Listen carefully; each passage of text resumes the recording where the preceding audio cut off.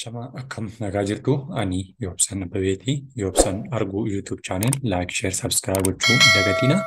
Egaa akkuma yeroo darbee barnoota afaan Oromoo kutaawwan adda addaa ilaalaa turre har'a immoo sagalee gama boodaa dheeraa akkaataa kamitti dubbisuu dandeenya yookiin immoo akkaataa kamitti beekuu dandeenya isa jedhu kan waliin ilaaluu ta'a jechuudha. Isaanis gaa'ee warri addana irratti argitan kuni fakkeenya warreen fudhatamanidha malee kana qofatu jiru jechuudhaaf akka hin taane hubachuu ni dandeessu.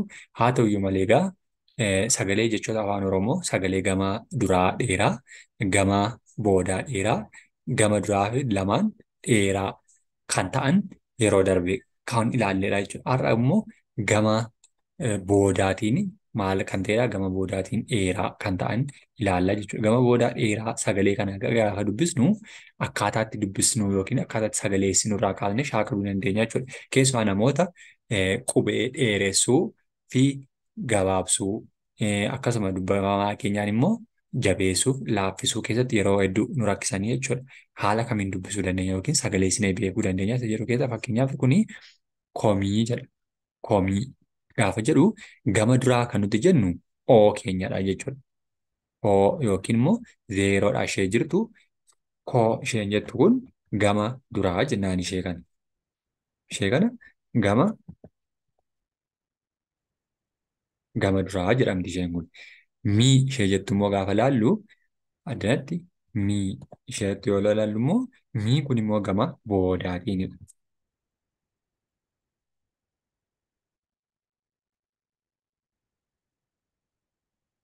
Gama boodaan kan dheerattee jirtudha jechuudha. Gama boodaan maal taatee jirti? Dheerattee jirti jechuudha. Koo jedha. Isheen kun tokko waan taate koo jetti. Koo jedhee mii jedha. Komii gaafa jennu ishee kamtu dheerateera jechuudha. Dubbachiiftuun keenya dheerattee jirti jechuudha. Dubbachiiftuu keenya jechuun immoo kun warra kana jechuudha. Dubbachiiftuu mata duree ishee darbe keessatti akka ilaalletti dubbachiiftoota gosa 5 qabna. Dubbachiiftota gosa 5 A, E, I, O, U warreen jedhaman qabna. Warreen kana 5 dubbachiiftota keenya jechuudha warri kun. Dubbachiiftotni 5 kun maal murteessu jechuudha sirna afaan Oromoo keessatti yookiin barnoota afaan Oromoo keessatti yeroo hundumaa dheerachuu fi gabaabbachuu sagalee kan murteessu dubbachiiftuu keenyadha jechuudha. Dubbachiiftota kana 5tu dheerachuuf gabaabbachuu sagalee murteessu jechuudha. Kanaaf addanatti komii kan jedhu keessatti gama duraa kan nuti jennu gama harka bitaa keenyarra jechuudha ishee kana.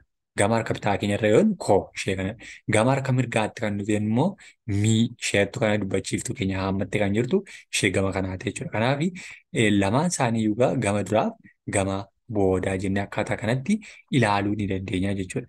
Yoo haaraa yookiin immoo qubee dheeressuuf gabaabsuun rakkisa ta'e keessatti jechuudha. Inni lammaffaatti gaafa jennu horii jetti kun. Horii akkuma isa komii amma jenne horii isheen jettu kun illee akkasuma gama duraaf gama boodaa dheeraa gama boodaa gabaabaa jenneetu ilaalla. Hoo isheen jettu kun hoo itti kun. Hoo gabaabaadha jechuudha kun. Gabaabaa. Rii isheen jettu immoo dubbachiiftuun keenya maal taatee jirti? Dubbachiiftuun keenya dheerattee jirti jechuudha. Dubbachiiftuun keenya dheerattee jiraachuu isheetiin immoo dheerachuu qubee kanaa nutti agarsiisa jechuudha. Dheeraadha jechuudha. Kanaaf horii hoo innee kaanee rii jennee dubbisa. Horii yoo jenne garuu isheen kun biraa hafti isheen hiika biraa laatti horii jetti kun. Sadaffaa irratti hamii gaafa jennus akkasuma dubbifamaa keenyaa fi dubbachiiftuun keenya tokko walitti aananii galanii hema kana maal godhaniiru? Dheeressuuf gabaabsuu danda'aniiru. Haa itti kun. Haa. Gabaabaadha jechuudha. Gabaabaa gara maaliitii? Gama duraa. Gabaabaa gama duraaf gabaabaa gama boodaa jenneet ilaalla jechuudha. Mii kan jettu masi mii kan jettu keenya immoo dheeraadha jechuudha. Dheeraa gama boodaa jedhaman immoo. Gama boodaa. Gama boodaa keenyaatiin maal ta'ee jira? Hiika kan biraa laatee jira yookiin immoo haala inni ittiin galee jiruuni gama duraaf gama boodaa jennee haala kanaan ilaaluu ni dandeenya jechuudha. Kanaaf inni hamii gaafa jennu haadhee mii jedha. Hamii dheeratee jira jechuudha. Eessatu ishee kana dheeratee jira jechuudha. Dubbifamaa maa keenyaa kaastee dubbachiiftuu keenya itti aananii kan dhufan sun lama ta'anii galuun isaanii akka isheen dheerattu yookiin immoo gama harka boodaa akka isheen dheerattu taasisa jechuudha. Dhalee dhalee jedha kun hiika kan biraa hin laatu dhalee yoo garuu dubbachiiftu gama lamaanii dheeressine dhaalee kan jedhu nu laata. Kun garuu dhalee jetti. Dhalee gaafa jedhu hiika gabaabaa fi dheerachuu isaati kan nuti ilaalaa jirru jechuudha. Innee yoo akkasitti goone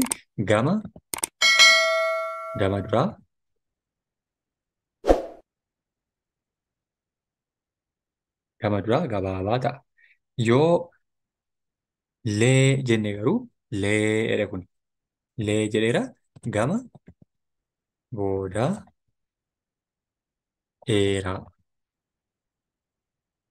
boodaa dheeraa ta'a jechuudha. Maaliifii dhalee fi dhaalee yoo jedhe immoo gama lamaanii maal ta'a dheeraa ta'a jechuudha. Akka fakkeenyaatti taa ilaallu. Dhaadha kun dheeraadha jechuudha. Kun gama duraas dheeraa gama duraa lee gaafa jedhus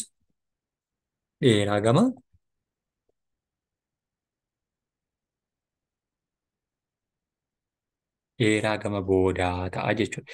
Lamaan isaanii maal ta'aniiru warri kun kuniif kun garaagarummaa guddaa ta'uu qabu jechuudha. Sababni isaa hiikaan adda addadha. Inni kun hiika kan biraan laata. Inni kun hiika kan biraan laata.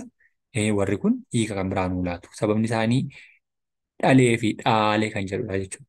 Asitti aan tokkodha dubbifamaa keenya yookiin qubee dachaa keenyatti taasisee kan jiru aan keenya qubeen dubbachiiftuu keenya tokko. Asitti garuu lama ta'e jechuudha. Asitti jedhee asitti immoo lee jedha asitti jechuudha. Gama duraa dheeraa lama karaa lamaan jechuudha. Yeroo sana dhaalee jechuun bakka bu'ee yookiin kan waan namaa fudhachuu yookiin dhaaluu isa jedhudha jechuudha. Dhalee kan jedhu garuu dhalee horii dhaluu yookiin immoo nama dubartiin dhalte isa jedhurraa dhalee isa jedhu sana nuuf laata jechuudha. Kanaaf garaagarummaa akkasii nuuf laata jechuudha. Gama duraa dheeressuu, gama boodaa dheeressuu. Inni taasisaa jiru fagoo. Ammas dubbachiiftuun keenya gaa bukkee jirtu oodha jechuudha. Goo jetti. Faa ittee kaatee goo jetti waan ta'eef kanaaf fagoo kan jedhu gama boodaa dheeraa jennaan jechuudha. Fagoo.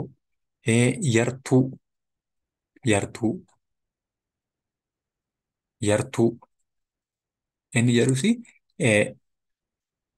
qubee irra butaa lama walitti fudhatee jira. Haa ta'uyyuu malee kan nuti barbaadaa jirru gama duraa dheeraa fi gama boodaa dheeraadha waan ta'eef tuu kan jedhu ammas dubbachiiftuun keenya lama taatee galteetti jechuudha. Dubbachiiftuun keenya lama taatee galuun ishee yartuu kan jedhu suni tuu ettee jechuudha. Tuu yarree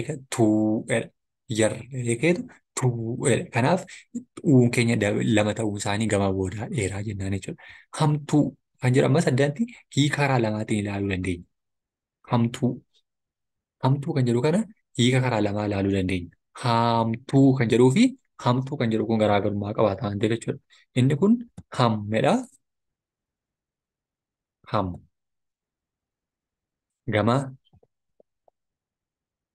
Gama duraa gabaabaadha. Gama duraa gabaabaa. Kan jedhu garuu gama boodaan dheeraa.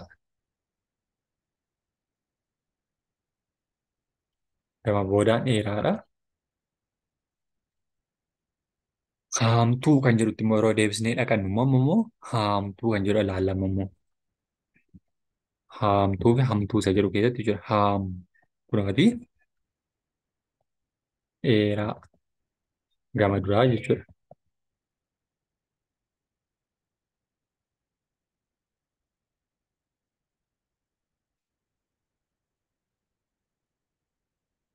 Dheeraa gama boodaa.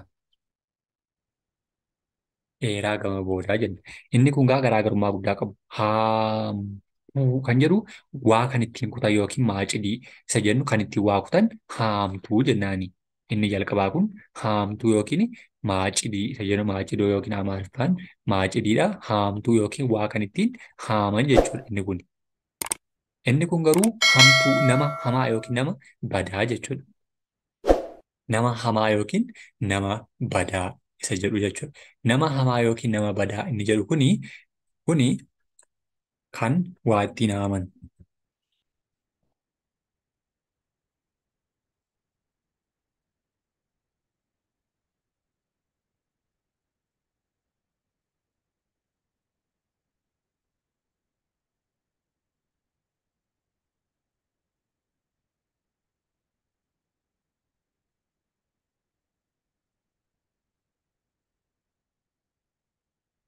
Inni kun sibiila waa ittiin kutan jechuudha. Haamtuu inni jedhu kun jechuudha. Hamtuu inni jedhu kun garuu waa biraadha jechuudha. Hamtuu inni jedhu kun immoo hiika kan biraa nu laataa jechuudha.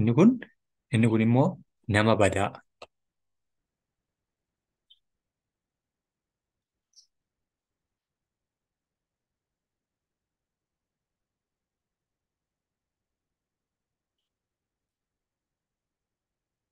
Nama amala badaa.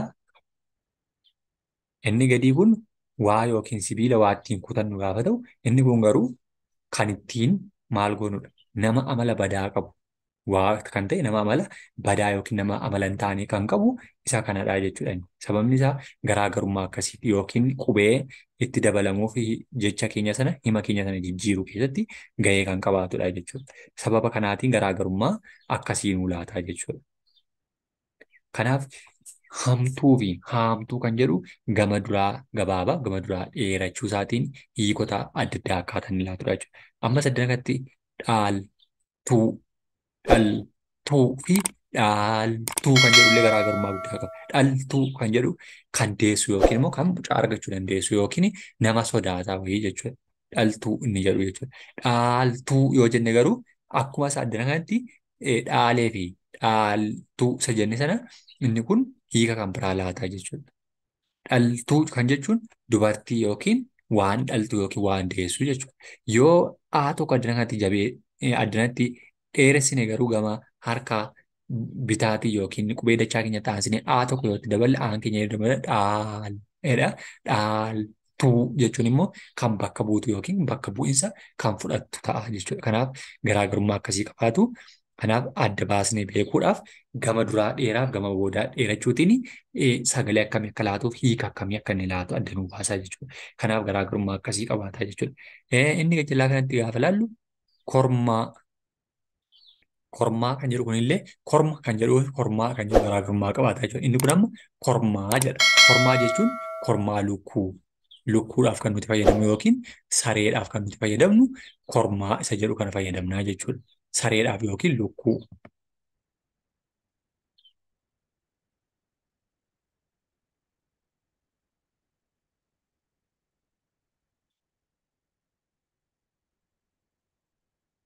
Lukkuuf yookiin sareef kormaa jennaa jechuudha. Yoo garuu tokko addunyaa kanaa balleessine kana yoo addunyaatti balleessine jennaan garuu hiika kan biraa nu laataa jechuudha ammas. Tokko balleessine immoo yoo korma jenne sangaadha jechuudha. Yoo kana tokko biraa balleessine haaqne yookiin biraa balleessine sangaadha yookiin immoo jibicha korma ta'e korma jedha jechuudha. Kun garuu kormaa waan irrattiif kormaa jennee dubbisnaa jechuudha. Korma yoo jenne garuu jedhee dhaabata. Tokko biraa baddi korma. Kormaa kan jedhu garuu kormaa lukkuu yookiin kormaa saree kormaa jedhama jechuudha. Mormaa amma saddanaatti garaagarummaa tokko jira.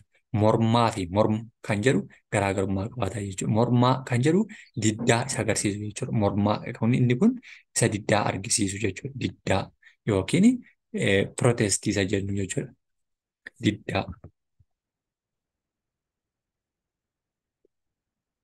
Diddaa. Diddaa.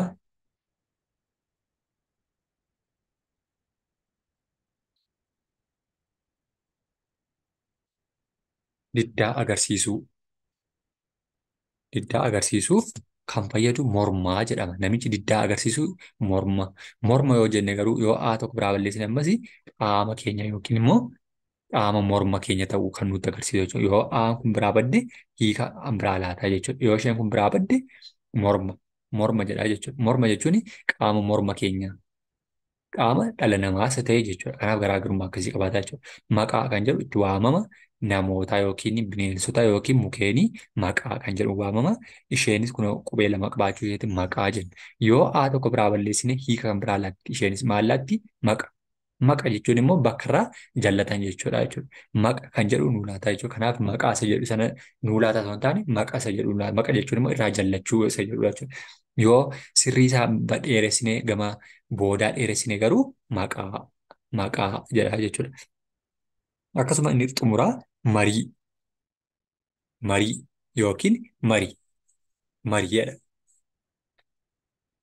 Marii jechuun yookiin marii yoo jenne marii fi marii hiika jedhu keessatti hiika adda addaa laata jechuudha. Mariidha inni kun. Marii jechuun waliin mari'achuu yookiin diskeeshinii isa jedhu jechuudha. Marii yoo jenne laaffisni yoo A tokko biraa balleessine garuu walitti dachaasii yookiin walitti xaxii isa jedhudha marii.